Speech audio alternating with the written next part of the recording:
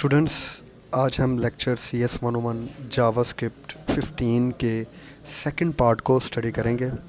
जैसे कि मैंने लास्ट टाइम आपको प्रॉमिस किया था कि मैं आपको प्रैक्टिकली बताने की कोशिश करूंगा कि ये जो जावास्क्रिप्ट है ये कैसे रन होती है। आपके जो 15 लेक्चर है उसके अंदर आपको एक पार्ट या एक पोर्शन शो हो रहा होगा जिसके अंदर थोड़ी सी कोडिंग हो, यानी कि उन्होंने आपके जो इंस्ट्रक्टर्स हैं उन्होंने लगाई है। बेसिकली वो एक वैलिडेशन है जिसके अंदर हम लोग जो टेक्स्ट बॉक्स है, अगर हम लोग उस पर यानी कि सबमिट के फॉर्म पे क्लिक करें या बटन पे क्लिक करें तो वो जो वैलिडेशन है यानी कि जो होगा आपका टेक्स्ट बॉक्स होगा ये आपको वैलिडेट करेगा। जस्ट लाइक डैट मैंने एक डेमो तैयार किया है, आप इसको ज़रा देखने की कोशिश करें। अगर अब मैं यहाँ पे नाम नहीं लिखूँगा तो ये मुझे एरर देगा एम्प्टी नेम फील्ड, क्योंकि उसके अंदर कोई टेक्स्ट नहीं है। फिर उसके बाद एरर देगा एम्प्टी ईमेल फील्ड, क्योंकि उसके अंदर ईमेल का टेक्स्ट नहीं है। ठीक हो गया। अब यही चीज़ हम आपको आज बताने की कोशिश करेंगे। फ़र्क सिर्फ इतना होगा कि आपके जो इंस्ट्रक्टर्स हैं उन्होंने ऑन माउस ओवर का इवेंट लगाया हुआ है और मैंने ऑन क्लिक का इवेंट लगाया हुआ है। ठीक हो गया। जावास्क्रिप्ट शुरू करने से पहले मैं आपको थोड़ा सा ब्रीफ फंक्शंस के बारे में बताना चाहूँगा कि फ़ंक्शंस होते क्या हैं।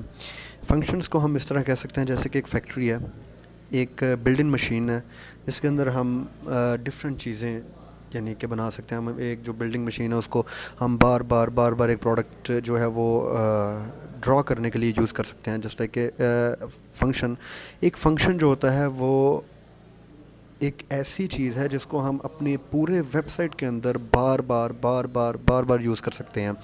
आप उसको एक दफ़ा डिफ़ाइन कर लें और उसके बाद आगे जाके आप पूरे पेज के अंदर उसको डिक्लेयर करते जाएं। जहाँ जहाँ पे आप डिक्लेयर करेंगे वहाँ पे उसकी फंक्शनैलिटी जो है वो वर्क करना शुरू हो जाएगी। अब नेक्स्ट ये फंक्शन बनाते कैसे हैं।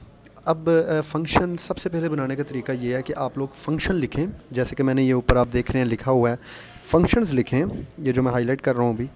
उसके बाद फंक्शन का नाम दें और उसके बाद पेरेंथेसिस और उसके बाद करली ब्रैकेट्स।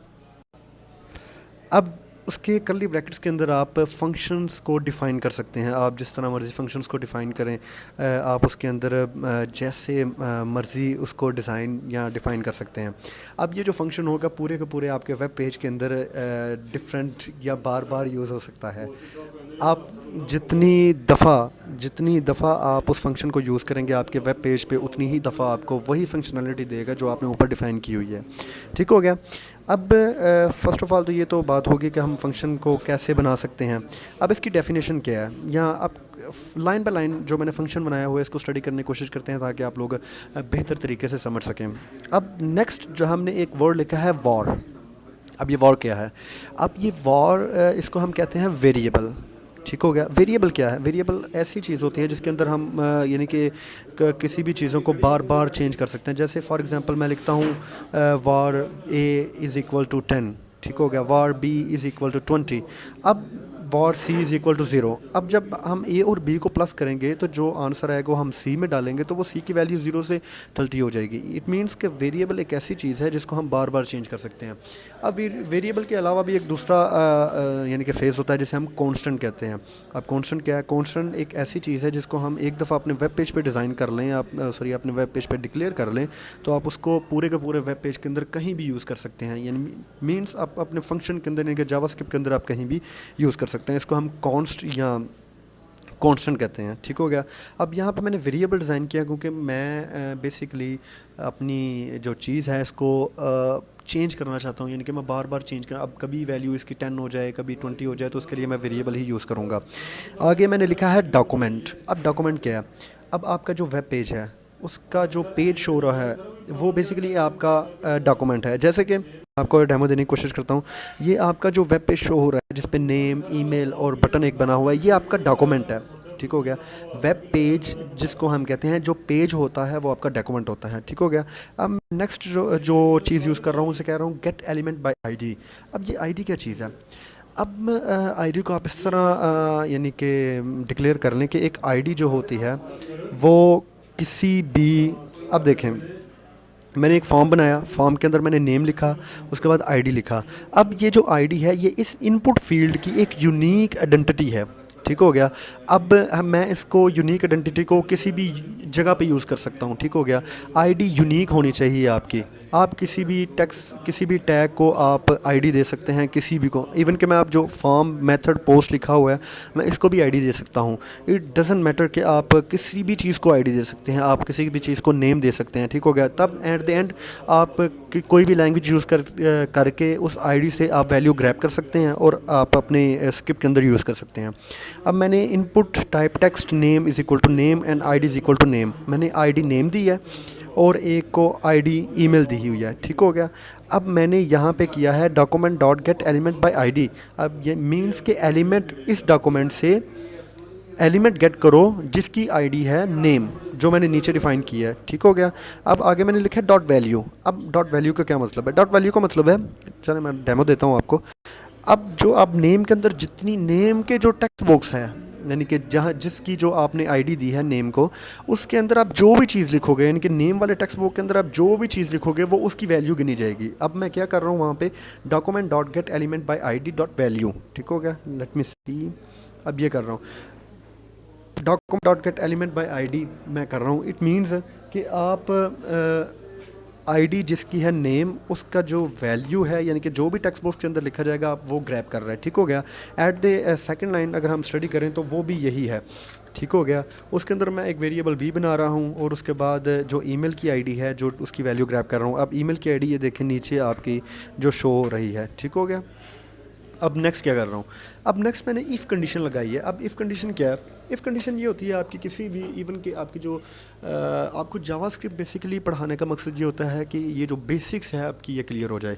आप नेक्स्ट जब कोई भी लैंग्वेज आप स्टडी करें, चाहे वो PHP स्टडी करें, चाहे वो C++ करें, चाहे वो ऑब्जेक्ट ओरिएंटेड करें या जावा करें, आपके कॉन्सेप्ट्स कम से कम क्लियर होने चाहिए, ठीक हो गया। ये जो इफ़ स्टेटमेंट है ये आपका बेसिक कॉन्सेप्ट है, आप इसको कहीं भी यूज़ कर सकते हैं, ठीक हो गया। अब इफ़ क्या है? इफ़ का मतलब ये होता है कि अगर ये चीज़ हो तो ये हो जाए, अगर ना हो तो ये हो जाए, ठीक हो गया। अब यहाँ पे मैंने लिखा है कि जो वेरिएबल ए है अगर उसकी वैल्यू, अब डबल इक्वल्स किस लिए यूज़ किए हैं मैंने? डबल इक्वल्स कंपैरिजन के लिए यूज़ होते हैं, आप ये हमेशा जहन में रख लें। अगर एक से ज़्यादा इक्वल यूज़ किए जाएँ तो वो कंपैरिजन के लिए होंगे, यानी कि अगर आपने कंपैरिजन करवाना हो किसी चीज़ का तो आप एक से ज़्यादा वैल्यूज़ एक से ज़्यादा जो है वो इक्वल्स लगाएंगे, ठीक हो गया। एट द नेक्स्ट अब मैंने किया है if b is equal to double equal to empty. अब ये डबल कोट्स जोन है। नेक्स्ट जो मैंने if b is equal to double quotes, ये डबल कोट्स क्या हैं? ये डबल कोट्स बेसिकली इम्पटी जो होता है ना उसको शो करते हैं, यानी कि अगर आप कोई भी इम्पटी चीज़ आपने शो करवानी हो तो आप उसको डबल कोट्स के अंदर लिखेंगे, ठीक हो गया। मैंने लिखा है if a is equal to empty, ठीक हो गया। देन आप अलर्ट, अलर्ट क्या है? अलर्ट एक मैसेज, यानी कि अगर आपने कोई मैसेज अलर्ट करवाना हो या कोई आपने मैसेज का अलर्ट देना हो तो आप लिखेंगे अलर्ट, ठीक हो गया। उसके अंदर डबल कोट्स के अंदर आप उसकी वैल्यू देंगे जो भी आपने शो करवाना होगा। अब मैंने ये लिखा है एम्प्टी नेम फील्ड, ठीक हो गया। आगे मैंने लिखा है एम्प्टी ईमेल फील्ड। ये आपका जो है फंक्शन अलर्ट क्लिक जो है वो आपका डिफ़ाइन हो चुका है। अब आप इसको यानी कि डिफ़ाइन हो चुका है, अब आप इसको डिक्लेयर करेंगे नीचे, ठीक हो गया। आप इसको कॉल करेंगे, ये भी आपका फंक्शन डिफ़ाइन हो गया, आप इसको कॉल कर लें नीचे।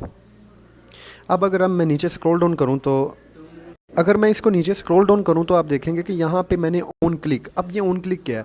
आपके ऑन क्लिक के इवेंट्स हैं, ठीक हो गया। अब आप इवेंट्स कहाँ से ढूंढ सकते हैं? आप w3schools.com पे जाएं, वहाँ पे लिखें, या google.com पे आप लिखें जावास्क्रिप्ट इवेंट्स, तो आपको सारे के सारे जितने भी इवेंट्स होंगे वो आपके नज़र आ जाएंगे, ठीक हो गया। मैंने एक ऑन क्लिक का इवेंट है उसको लिखा है, इज़ इक्वल लिखा है, डबल कोट्स, उसके अंदर फंक्शन का नाम लिख दिया जो ऊपर फंक्शन था, ठीक हो गया। जैसे ही मैंने ऊपर फंक्शन का नाम लिखा तो ये इसके साथ अटैच हो गया इस बटन के साथ, और जब मैं इसको प्ले करूँगा तो ये आपका फंक्शन रन करना शुरू हो जाएगा। But it's best practice for students to before declaring a function define in alert, ठीक हो गया। सिंपल यही है कि before defining a function try to declare या try to attach a alert with a button, ठीक हो गया। अब इसको डिफ़ाइन मैं इंशाल्लाह नेक्स्ट लेक्चर में करूँगा कि आप जावास्क्रिप्ट शुरू करने से पहले आपको जो अलर्ट है, यानी कि आप कैसे चेक कर सकते हैं, how can you check whether your script is running और नॉट, ठीक हो गया। आपकी स्क्रिप्ट रन हो रही है कि नहीं मैं इसको नेक्स्ट लेक्चर में इंशाल्लाह डिफाइन करने की कोशिश करूँगा। Thank you.